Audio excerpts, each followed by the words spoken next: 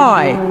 এই দুঃখ কষ্ট বিপদ আমাদের কোমরকে সোজা করে, আমাদের পায়ের মাটিকে শক্ত করে। চিল্লায় বলেন ঠিক কিনা?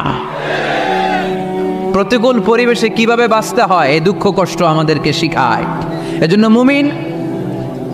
মুমিন বান্দার বৈশিষ্ট্য হচ্ছে দুঃখ কষ্ট বেদনা জ্বালা এগুলোতে সে আপসেট হয় না, সে হাল ছেড়ে দেয় না, সে ভরসা রাখে একজনের উপর। চিল্লায় বলতে হবে তিনি কে? কারণ মুমিন জানে রাত্রি যত গভীর হয় অন্ধকার তমানিসা ভেদ করে সুবহে সাদিক হয়।